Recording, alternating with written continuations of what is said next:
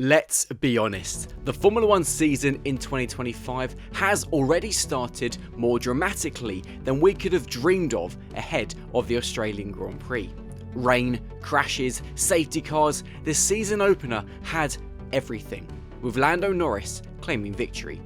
Many eyes were also on Max Verstappen, who of course wants to win his 5th consecutive driver's title this year. However, the Dutchman did not come close to the all-powerful McLaren in terms of pace.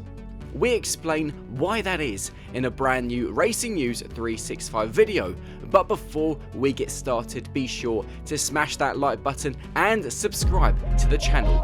Let's get started.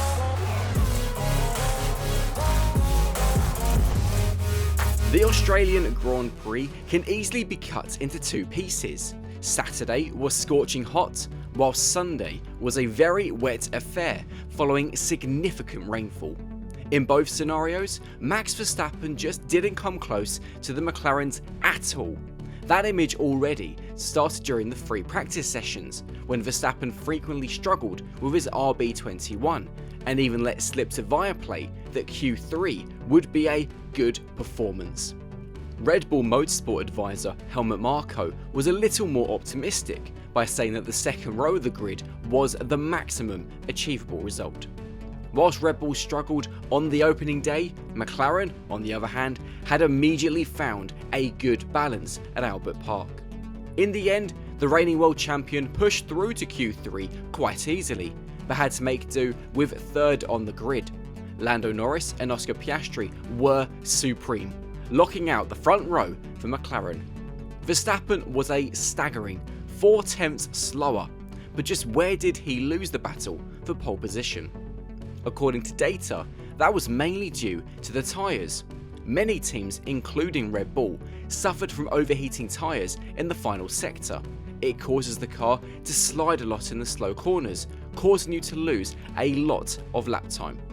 When looking at the ultimate lap time in Q3, Verstappen and Norris barely escaped each other until the tricky third sector. There, Verstappen suddenly lost 4/10 to his rival.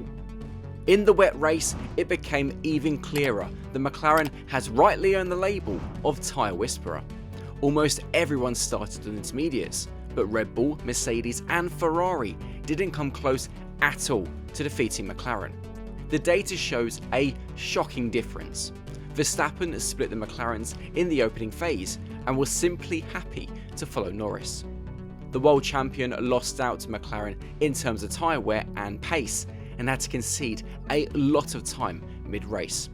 After 8 to 10 laps, Verstappen's intermediate tyres started to wear, whilst McLaren were able to continue driving at full speed. Verstappen was on average 6/10 per lap slower over the entire race than Norris, who logically topped the list of average lap time during the race. In the rain, the differences are always a bit bigger and distorting, but the gap remains huge. However, the pace of the Mercedes and Ferraris was even more shocking. In a negative sense, that is. George Russell was in free air for a lot of the race, but was still 1.2 seconds per lap slower than Norris. The Mercedes driver took advantage of a spin by Oscar Piastri and finished on the podium, but was completely unable to put the heat on McLaren and Verstappen. As for Charles Leclerc and Lewis Hamilton, they were an unbelievable 1.7 seconds and 2.3 seconds slower than Norris per lap, respectively.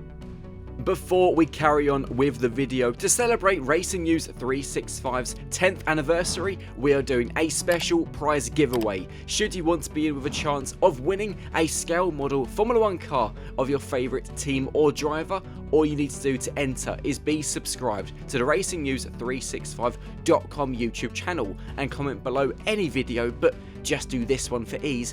I want to win. It is as simple as that, and I wish you the best of luck. Now, back to the video. The statement about tyre wear is also confirmed when looking at the decline in lap times.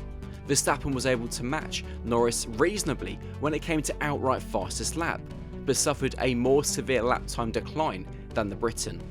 Norris was able to keep all of his lap times within 1 to 1.5 seconds on average, whilst Verstappen's dropped by up to 2 seconds. Piastri's lap times were also more consistent than Verstappen's, and he would have finished second if not for a spin on lap 44. There is therefore a lot of work to be done by McLaren's competition.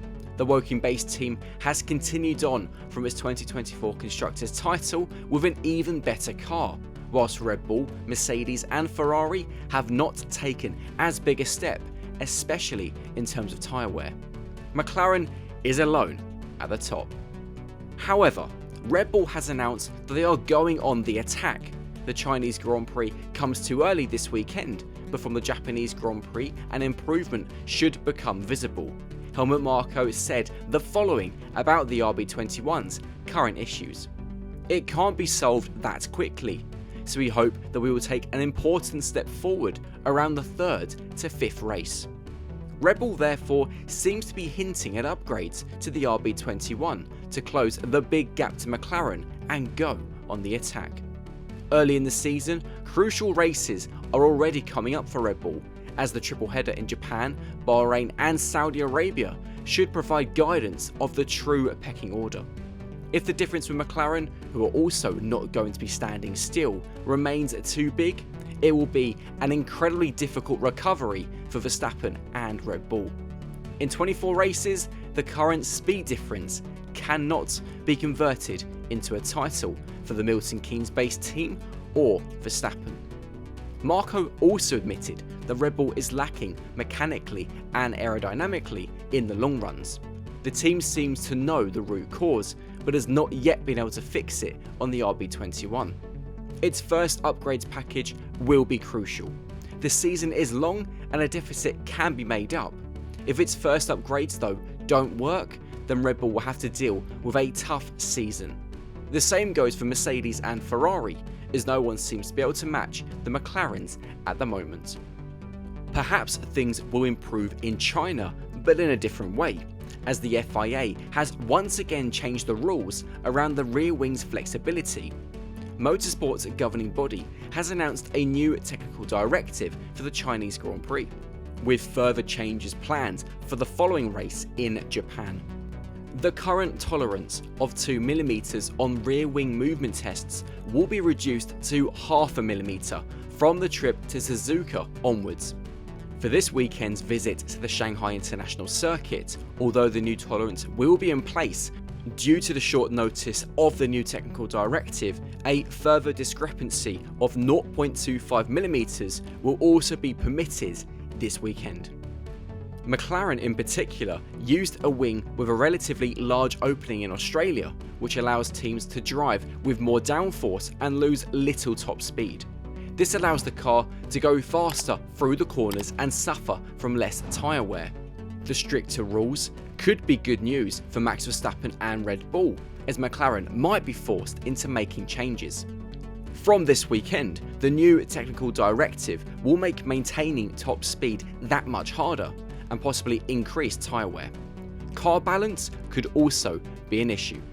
Red Bull did not use a rear wing with an opening in Albert Park, so could benefit from the new rules. The Chinese Grand Prix promises to be a cracker. Be sure to join myself, Nick Golding, and lead editor Ian Parks every day from Thursday to Sunday for our post-day F1 updates, analysing the biggest stories from each day at the Shanghai International Circuit. On top of that, don't forget to smash the like button and subscribe to the channel. See you later.